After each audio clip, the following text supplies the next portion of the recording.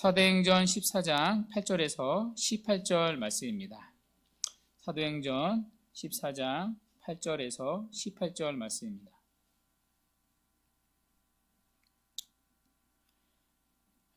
사도행전 14장 8절에서 18절 말씀입니다.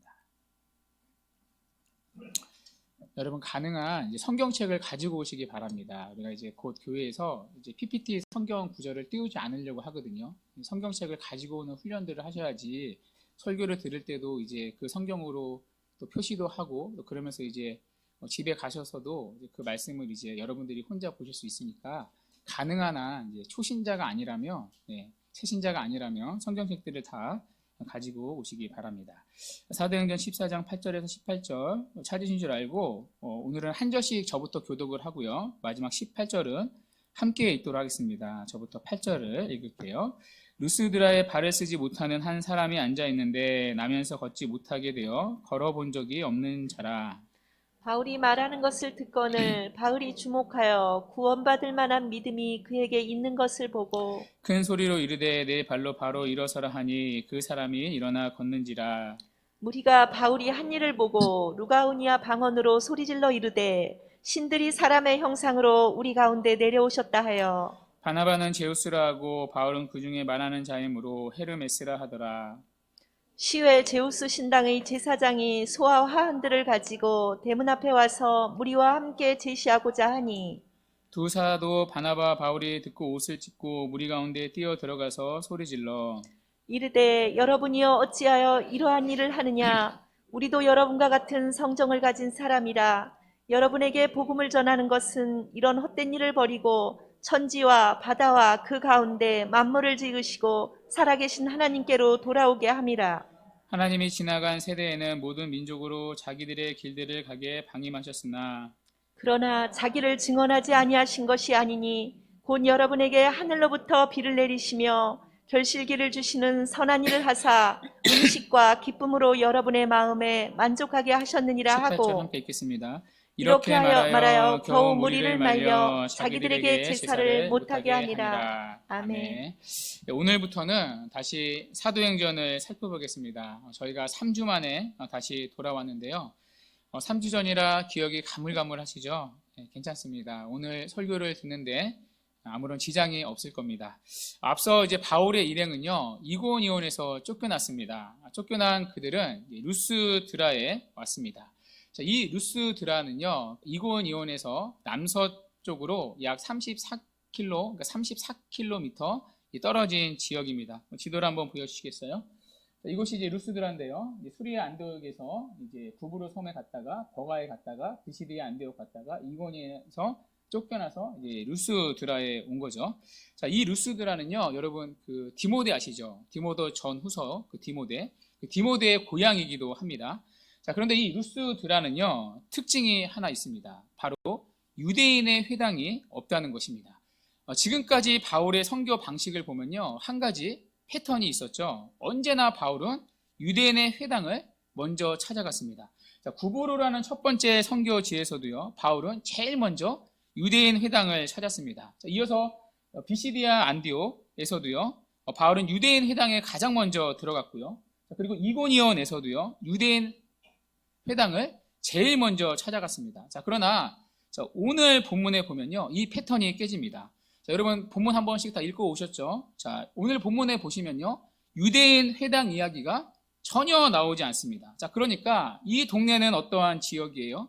유대인이 전혀 없는 전형적인 이방인 동네였다는 것입니다. 물론 극히 소수는 있었을 것입니다. 그러나 회당을 만들 수 없을 만큼의 극히 적은 소수만 있던 전형적인 이방인 동네였다는 거죠. 자, 그러니까 이제 복음이요, 땅 끝으로 점점 더 들어가고 있다는 얘기죠. 자, 이 루스드라에서 이제 바울이 오늘 복음을 전합니다. 자, 복음을 전하는데 기적이 일어납니다. 나면서부터 걷지 못했던 안진뱅이가 일어난 기적입니다. 자, 그런데 이러한 기적이요, 사도행전 앞에서 한번 일어난 적이 있습니다. 자, 여러분 언제였죠? 사도행전 3장에서 일어난 적이 있습니다. 베드로와 요한이 성전 미문 앞에 앉아있는 안진뱅이를 일으킨 기적입니다.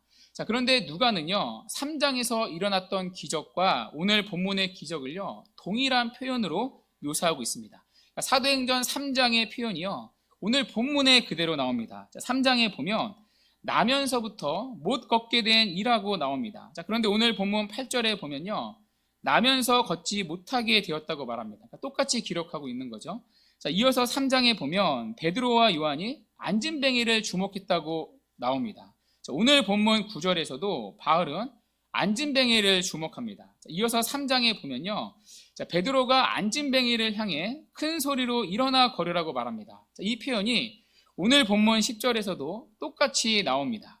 바울이 큰 소리로 이르되 내 발로 바로 일어서라. 자, 그러자 둘 다 일어나 걷게 되었습니다. 자, 그러니까 누가는요, 의도적으로 두 사건을요, 동일한 표현으로 지금 기록하고 있습니다. 자, 그런데 여기 한 가지 차이가 있습니다. 자, 어떤 차이가 있을까요? 자, 3장에 나왔던 안진뱅이는요, 유대인이었습니다. 배경도 예루살렘 지역이었죠. 성전 앞이니까요. 자, 그러나 오늘 본문에 나오는 안진뱅이는요, 이방인이었습니다. 그러니까 배경도 유대인 회당 하나 없는 전형적인 이방인 동네였습니다. 자, 그러니까 한쪽은 예루살렘이라는 전형적인 유대인 지역이고요, 반대로 한쪽은 유대인 회당이 하나 없는 전형적인 이방인 지역입니다. 여러분, 무슨 얘기이죠? 유대인에게서 일어난 하나님의 역사가 동일하게도 이방인에게 일어났던 것입니다.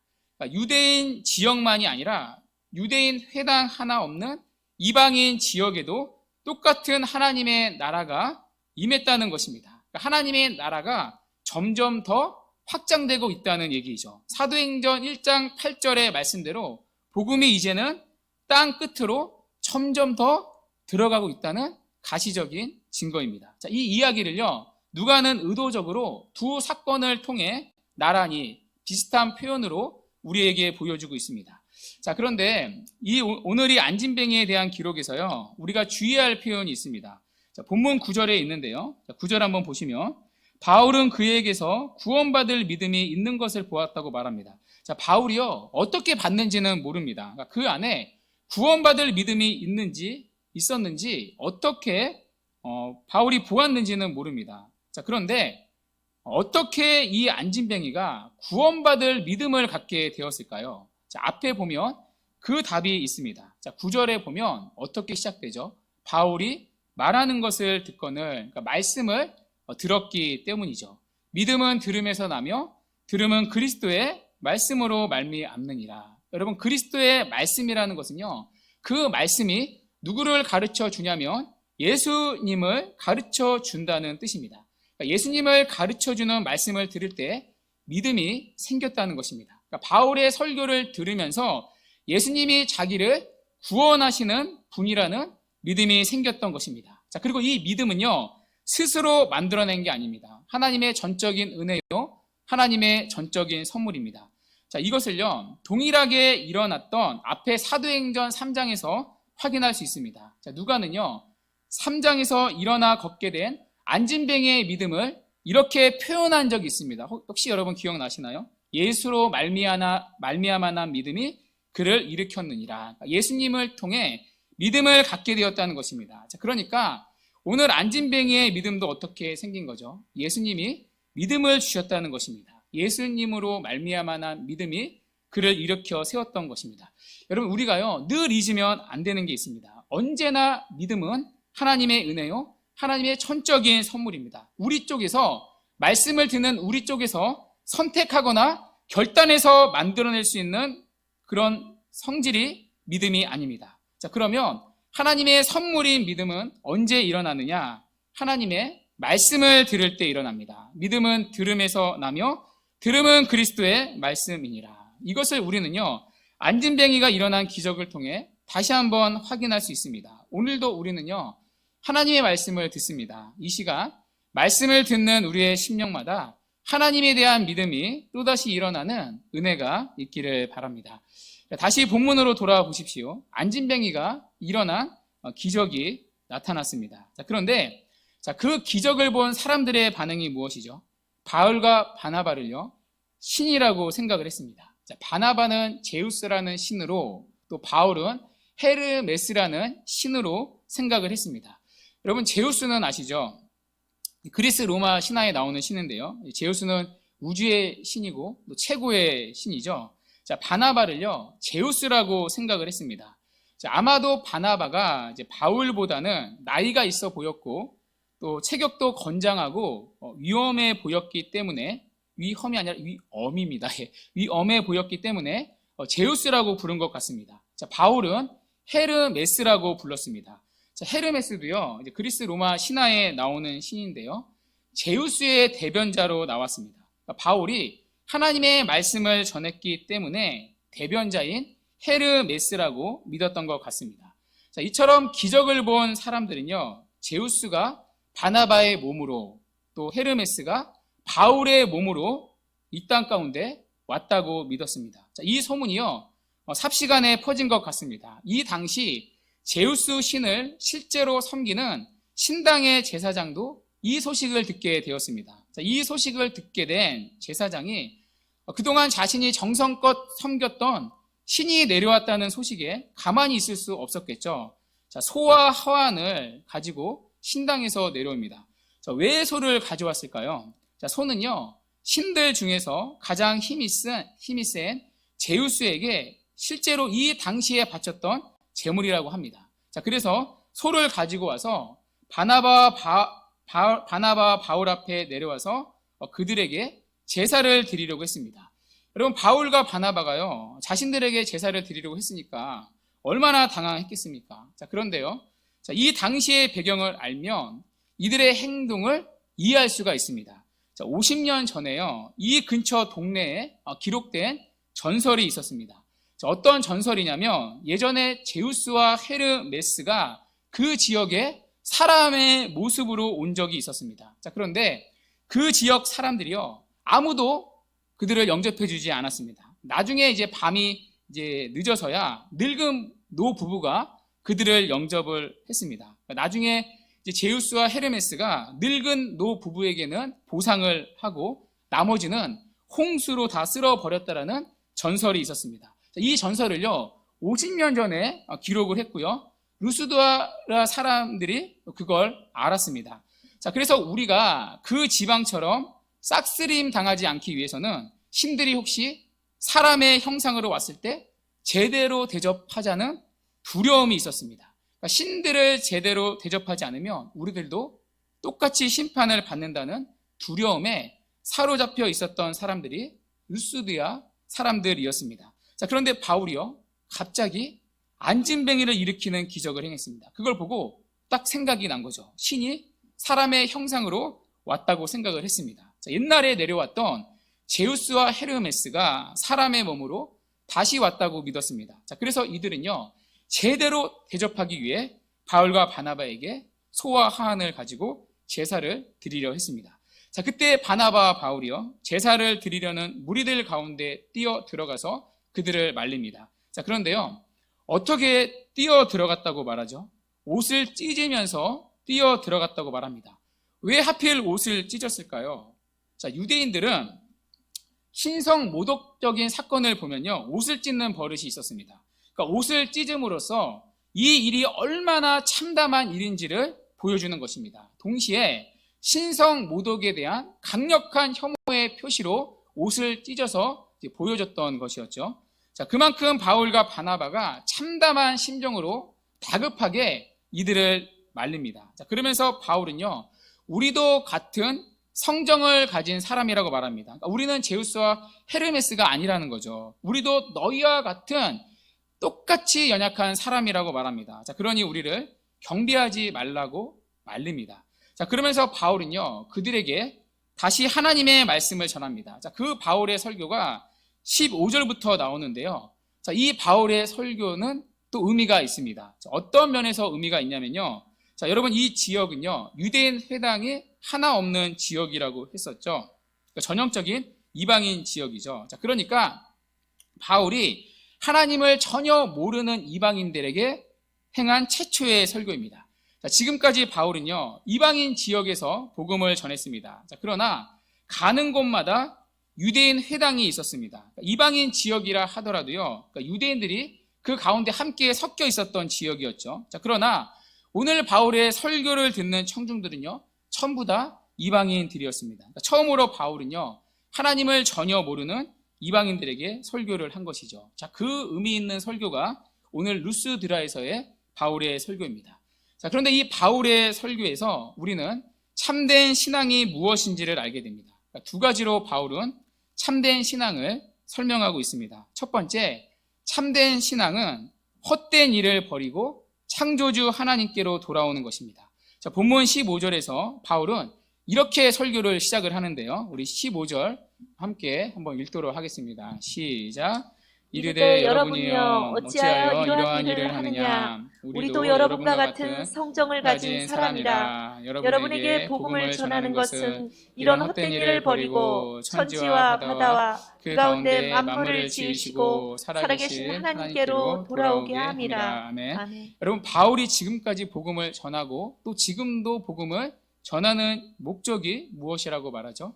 이런 헛된 일을 버리고 만물을 지으신 하나님께로 돌아오는 것이라고 말합니다. 먼저 바울은요, 이런 헛된 일을 버리라고 말합니다. 자, 그러면 이들이 버려야 할 이런 헛된 일은 무엇입니까? 바로 눈에 보이는 것을 경배하고 섬기는 것을 말합니다. 자, 오늘 루스드라 사람들은요, 제우스를 섬기고 헤르메스를 섬겼습니다. 자, 그 외에도 이들은요, 다양한 신들을 만들어서 신당에서 섬겼습니다. 자, 그런데 그 신들의 특징이 무엇이죠? 그 신들은 인간의 형상을 지닌 눈에 보이는 모습의 신들이었다는 것입니다. 자, 그래서 바나바를 제우스로, 바울을 헤르메스로 섬기려고 했습니다. 자, 그들에게 신은 반드시 눈으로 볼 수 있는 형체를 지닌 존재이기 때문입니다. 자, 이것이 바로 여러분 제로 타락한 인간의 종교성입니다.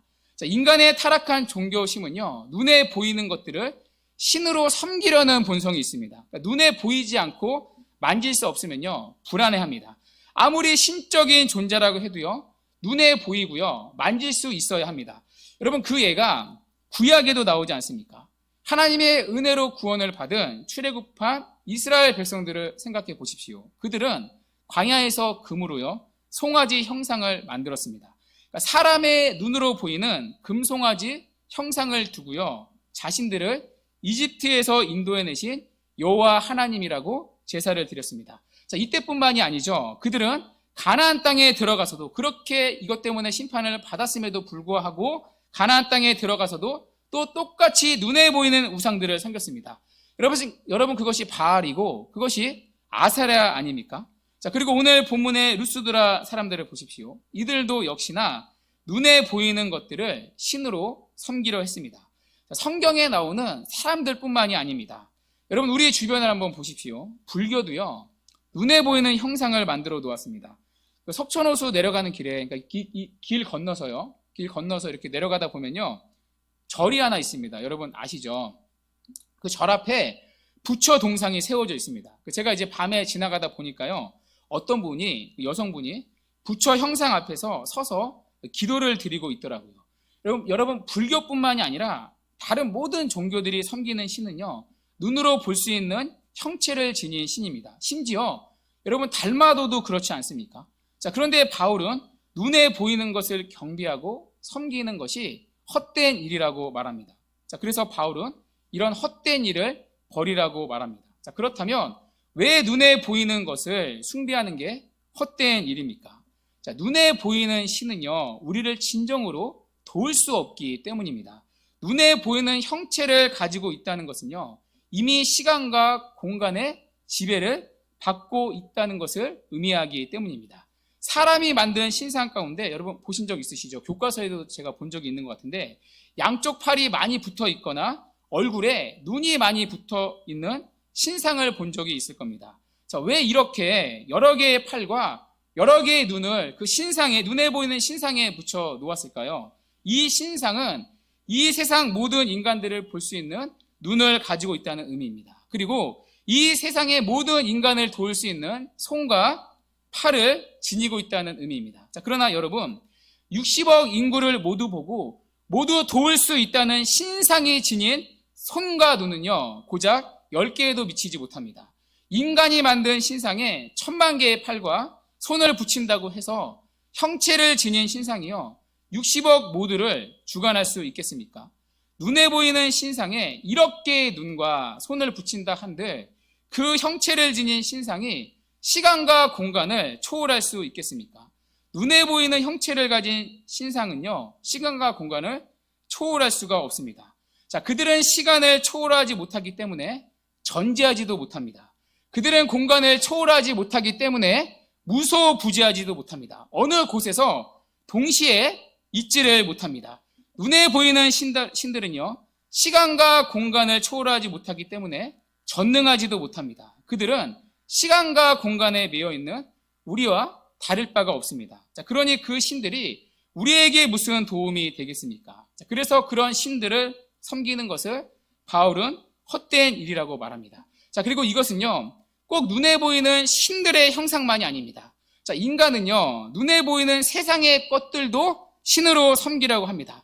죄로 타락해 죄로 눈먼 인간은요 하나님을 볼 수가 없습니다. 자, 그래서 자꾸 타락한 인간의 종교성은요 눈에 보이는 것들을 하나님처럼 신으로 섬기려는 죄악된 종교성이 있습니다. 자, 그 대표적인 게 여러분 눈에 보이는 돈입니다. 만질 수 있고요. 자, 우리가 이번 주 금요일 날 특색 말씀에 금요일 새벽에 살펴본 말씀 기억나십니까? 예수님은 하나님과 재물을 동시에 섬길 수가 없다고 하셨습니다. 여기 재물은요 맘몬이라는 신입니다. 사실 이런 신은요 그 당시에 없었습니다. 자, 그런데 사람들이 하나님 보시기에 돈을 신처럼 섬긴다는 지적이죠. 여러분, 우리는요 눈에 보이는 돈을 신처럼 섬기려고 합니다. 자, 그러나 이것도 헛된 일입니다. 여러분, 돈도요 우리가 가장 필요할 때 아무런 도움이 되지를 못합니다. 돈이 우리의 죽음을 해결해 주지 못합니다. 돈이 우리에게요 영원한 생명을 주지를 못합니다. 죽으면 돈도 가지고 가지를 못하지 않습니까? 자, 그래서 수의를 보면 주머니가 없잖아요. 돈으로도 죽을 병을 치료하지 못합니다. 돈이 인간관계를 또 지속시켜 주지도 못합니다. 오히려 돈 때문에 관계가 깨지는 경우도 많지 않습니까? 그래서 더 큰 어려움을 만날 때도 있습니다. 자, 이처럼 눈에 보이는 돈도요 우리가 섬겨야 할 신이 되지를 못합니다. 이 땅에 눈에 보이는 모든 것들은요 우리에게 영원한 도움이 되지를 못합니다. 그것이 사람이건 돈이건 형체로 만들어진 신이건 눈에 보이는 이 땅의 모든 것들은요 우리를 구원하지 못합니다. 그래서 바울은 이런 헛된 일을 버리라고 말하는 것입니다. 여기서 헛되다는 것은요 원어로 보면요 쓸모가 없는, 텅 비어있는, 열매가 없는 무능력한 이라는 뜻입니다. 뭐가요? 눈에 보이는 것들을 신으로 섬기는 것들이요. 자, 그래서 바울은 이런 헛된 일을 버리라고 말합니다. 자, 그러면서 바울은요 우리가 돌아가야 할 참된 신앙의 자리가 있다고 말합니다. 바로 살아계신 하나님을 섬기는 자리입니다. 자, 그렇다면 하나님을 섬기는 것은 왜 헛되지 않은 일일까요? 하나님은요 눈에 보이지 않으시는, 형체를 지니지 않으시는 영이시기 때문입니다. 그분은 눈에 보이는 형체를 가지신 분이 아니라 눈에 보이지 않으시는 영이시기 때문입니다. 눈에 보이지 않으신 영이신 하나님은요 시간과 공간의 지배를 받지 않습니다. 시간과 공간의 지배를 받지 않으시기 때문에요 그분은 온 우주 만물을 주관하실 뿐만 아니라 우리 개개인과 개별적으로 동시에 함께 해주실 수 있습니다. 쉬운 예를 한번 들어볼게요. 이것도 이제 제가 책에서 참고한 내용인데요. 자, 이 예배당에 있는 불빛은요 우리 모두를 비추어주고 있습니다. 자, 그런데 우리가 이 예배당을 나가는 순간부터 이 전기불 있잖아요. 이 전기불과 우리는 무관해집니다. 이 전기불은 예배당의 공간의 지배 속에 있기 때문입니다. 자, 그러나 전기불과는 달리 태양은 우리가 서울을 떠나서 천안으로 가도요 우리를 쫓아서 천안으로 옵니다. 자, 그리고 그 태양은요 동시에 그 똑같은 시간에 천안을 떠나 서울로 올라오는 사람에게도 그 사람을 쫓아 서울로 향합니다. 태양은 우리가 어디를 가든 우리 개개인과 동시간에 함께합니다. 자, 그래서 다은이가요 어렸을 때 차를 타면 늘 저에게 했던 질문이 있습니다. 아빠, 왜 태양은 항상 나를 쫓아오지? 그래서 제가 이렇게 말했어요. 그거는 태양이 다은이를 너무 사랑하기 때문이야. 어디를 가도 태양이 있었기 때문입니다. 태양은 전기불과도 비교할 수도 없을 만큼 크기 때문입니다. 자, 그러나 태양이요, 아무리 커도 우리가 땅속으로 들어가거나 밤이 되면 태양은 우리와 단절됩니다. 태양 역시도 시간과 공간의 지배 속에 있기 때문이죠. 자, 그러나 그 태양을 만드신 창조주 하나님은요, 눈에 보이는 형체를 지니지 아니하신 영이신 하나님이십니다. 그래서 영이신 하나님은요, 시간과 공간의 지배를 받지 않으십니다. 하나님께서는 형체를 지니지 않으신 영이시기에 우리가 어디를 가든요, 우리 개개인과 개별적으로 함께 해줄 수 있습니다. 내가 지구 반대편에 아프리카를 가도 그곳에서 나 홀로 있다 할지라도 내 곁에 계십니다. 내가 비행기를 타고 누구도 닿을 수 없는 하늘 위에 있다 할지라도 하나님께서는 그 하늘 위에서도 나와 함께 하십니다. 내가 바다 밑에 바다 끝자락에 거할지라도 하나님은 거기서도 나를 붙잡아 주십니다. 자, 그래서 시편 기자는요, 시편 139편 7절부터 10절에서 이렇게 고백을 할 수 있었던 것입니다. 내가 주의 영을 떠나 어디로 가며 주의 앞에서 어디로 피하리까? 주님이 영이라는 거죠. 내가 하늘에 올라갈지라도 거기에 계시며 스올에 내 자리를 펼지라도 거기에 계시니이다. 내가 새벽 날개를 치며 바다 끝에 가서 거주할지라도 거기서도 주의 손이 나를 인도하시며 주의 오른손이 나를 붙드시리이다. 여러분, 어떻게 이런 일이 가능합니까? 하나님은 영이시기 때문입니다. 만약에 하나님께서 형체를 지니고 계신 분이시라면 이처럼 시간과 공간을 초월하여 무소부지하실 수는 없습니다. 하나님이 형체를 가지셨다면 그분도 시간과 공간의 지배를 받으실 수밖에 없습니다. 그러나 하나님은 눈에 보이지 않는 영이시기에 우리 각 사람과 개별적으로 어디서든 언제든지 동행해 주십니다. 그리고 하나님은요, 눈에 보이지 않는 영이시기에 형체를 지니지 않으시기에 결코 소멸하지 않으시는 영원하신 하나님이십니다. 그래서 그분은 영원한 생명의 하나님이실 수 있으십니다. 그래서 하나님만이 우리에게 영원한 생명을 주시는 분이십니다. 그러므로 보이지 않으시는 하나님만이 우리가 영원히 믿고 섬겨야 할 신입니다. 자, 그래서 사도 바울은요, 오늘 이 설교를 한 바울은 고린도 후서 4장 18절에 가서 이렇게 설교합니다. 눈으로 따라와 보세요. 우리가 주목하는 것은 보이는 것이 아니요 보이지 않는 것이니 보이는 것은 잠깐이요 보이지 않는 것은 영원함이라. 그래서 바울은 루스드와 사람들에게 이런 헛된 일을 버리고 하나님께로 돌아오라고 외쳤던 것입니다. 이것이 바로 참된 신앙이기 때문입니다. 주 안에 사랑하는 여러분, 여러분이 한 주간 섬기고 의지하며 살아왔던 것들은 무엇입니까? 눈에 보이는 세상의 것들은 아니었습니까? 바울은 이런 헛된 일을 버리라고 말합니다. 말 그대로 아무 열매 없는 텅 비어있는 쓸모없는 지식이기 때문입니다. 우리가 섬기고 예배할 분은요, 눈에 보이지 않으시는 영이신 하나님이십니다. 그러므로 이런 헛된 일을 버리고 살아계신 하나님께로 돌이키는 참된 신앙의 길을 걸어가는 저와 여러분 되시길 바랍니다. 두 번째, 참된 신앙이란 무엇입니까? 창조주 하나님의 주권과 섭리를 믿는 신앙입니다. 여러분, 오늘 바울의 계속된 설교를 보십시오. 바울은 헛된 일을 버리고 하나님께로 돌이키라고 말하는 데서 그치지 않습니다. 자, 그 하나님이 누구신지 우리에게 자세히 소개하고 있습니다. 어떤 하나님이시죠? 창조주 하나님이라고 말합니다.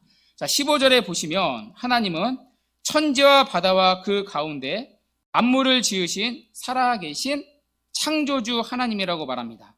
자, 그런데 하나님은요, 창조만 하신 게 아닙니다. 17절을 한번 보시면 곧 여러분에게 하늘로부터 비를 내리시며 결실을 주시는 선한 일을 하사 음식과 기쁨으로 여러분의 마음에 만족하게 하셨다라고 말합니다. 하나님은 자신이 만드신 세상을 돌보고 다스리는 분이라는 것입니다. 하나님은 자신이 만드신 하늘로부터 비를 내려주시는 분입니다. 그리고 자신이 만드신 계절의 변화를 이끄시어 결실을 주시는 분입니다. 그렇게 나온 음식과 기쁨으로 우리를 먹이시고 돌보시는 분이라는 것입니다. 하나님은 세상을 만들어 놓고 팔짱 끼고 이렇게 세상을 지켜보시는 분이 아닙니다. 하나님은 우주 만물을 창조하시고 그것들이 자연의 운행 방식으로 돌아가도록 하시는 분이 아닙니다. 마치 시계공처럼 시계를 만들어 놓고 저절로 돌아가도록 하시는 분이 아닙니다. 만물을 만드신 하나님은 만물을 통치하시고 다스리시는 하나님이십니다. 우리가 예배를 드리는 이 시간에도요, 하나님은 누구도 관여할 수 없는 우주의 운행에 관여를 하시고 아무도 볼 수 없는 바닥의 맨 바닥의 생물까지도 돌보고 먹이시고 다스리고 계십니다. 창조주 하나님은 창조하신 모든 피조물들을 보존하고 다스리시고 당신의 뜻대로 인도하고 계십니다. 자, 그것을 우리는 교리적으로 섭리라고 부릅니다. 자, 그래서 마태복음 10장 29절에는 참새 한 마리가 하늘에서 떨어지는 것도 하나님의 뜻이라고 말합니다. 우리의 삶에 이러한 저러한 계획을 세우고 실행할지라도 우리가 걸어가는 걸음의 주권도 하나님께 있다고 말합니다. 잠언 16장 9절 말씀인데요. 사람이 마음으로 자기의 길을 계획할지라도 그의 걸음을 인도하신 이는 여호와시니라. 우리가 제비를 뽑을 때도요, 그 결과도 하나님께 있다고 말합니다. 잠언 16장 33절 말씀인데요. 제비는 사람이 뽑으나 모든 일을 작정하기는 누구에게 있다고요? 여호와께 있느니라. 이처럼 하나님이 창조하신 세상에서 우연이나 우발적으로 일어난 일은 단 하나도 없다는 것입니다. 모든 것은요, 창조주 하나님의 뜻과 섭리 가운데 진행되고 일어나고 결정됩니다. 그 하나님의 섭리 안에 피조물인 우리 또한 포함되어 있습니다. 무한 광대한 우주를 창조하신 하나님께서 우리의 삶의 계획까지도 세밀하게 관여를 하시고 간섭하시고 인도해 가십니다. 우리를 향한 하나님의 관심이 얼마나 큰지 주님은 이렇게 말씀을 하셨습니다. 마태복음 10장 30절인데요. 너희에게는 머리털까지 다 세신 바 되었나니. 여러분, 머리털은요, 누구도 셀 수가 없습니다. 그러나 머리털까지 세실 만큼 하나님은 우리를 그렇게 아시고 사랑으로 세심하게 돌보고 계신다는 것입니다. 여러분, 만일 하나님이 창조를 해놓고 관여를 하지 않는다고 생각해 보십시오. 그런 하나님은요, 사실 우리와 크게 관련이 없습니다. 여러분, 우리는 하나님에 대해 수많은 수식어를 붙입니다. 영원 불변하신 하나님, 능력의 하나님, 영광의 하나님, 우리가 조금 전에 살펴본 영이신 하나님, 수많은 수식어를 붙일 수 있습니다. 자, 그러나 만일 그런 하나님이요, 나와 아무런 관계가 없이 동떨어져 존재하시는 분이라면 여러분, 나와 무슨 상관이 있습니까? 그러나 하나님은 그런 분이 아니십니다. 우리를 만드신 하나님은요, 우리를 돌보고 다스리고 계십니다. 그래서 참된 신앙이란 이 하나님의 주권과 섭리까지를 믿는 것입니다. 창조주 하나님만 믿는 거는요, 반쪽 신앙입니다. 그 하나님이 나를 창조하셨고 지금도 나의 형편과 마음을 아시고 나의 삶을 주관하고 계심을 실제로 삶 가운데 믿으며 살아가는 것입니다. 자, 그렇다면 우리에게 필요한 것이 무엇이죠? 이런 하나님을 실제로 믿는 신앙입니다. 창조주 하나님의 주권과 섭리를 믿는 신앙입니다. 여러분, 한 주간 우리가 살아야 할 세상이 얼마나 불안하고 무섭습니까? 얼마나 연약한 우리에게 겁나는 세상입니까? 그런 세상에서 우리가 어떻게 안심하고 살아갈 수 있습니까? 내게 안정성이 있는 게 아니라 나를 창조하시고 나를 구원하시고 나의 삶을 주관하고 계시고 나의 삶을 붙드시고 인도하신 하나님께 있습니다. 그분이 계시기 때문에 우리는 안심할 수 있고요. 그분께 기도할 수 있고요. 그분의 도우심으로 살아갈 수가 있습니다. 그것이 바로 참된 신앙의 모습입니다. 참된 신앙이란 이런 창조주 하나님의 주권과 섭리를 믿는 믿음 안에서 거기에 소망을 두고 살아가는 삶입니다. 말씀을 맺도록 하겠습니다. 오늘 우리는 바울의 설교를 통해 참된 신앙이 무엇인지 두 가지로 살펴봤습니다. 참된 신앙이란 헛된 일을 버리고 살아계신 창조주 하나님께 돌이키는 것입니다. 그리고 그 창조주 하나님의 주권과 섭리를 내 삶 가운데 믿으며 살아가는 삶입니다. 이런 참된 신앙의 모습으로 살아가는 은혜가 있기를 바랍니다. 그래서 또 한 주간 살아가는 삶의 자리에서 참된 구원과 참된 도움과 참된 위로와 참된 소망을 누리며 살아가는 참된 은혜가 우리 모두에게 있기를 주님의 이름으로 간절히 축원합니다. 아멘.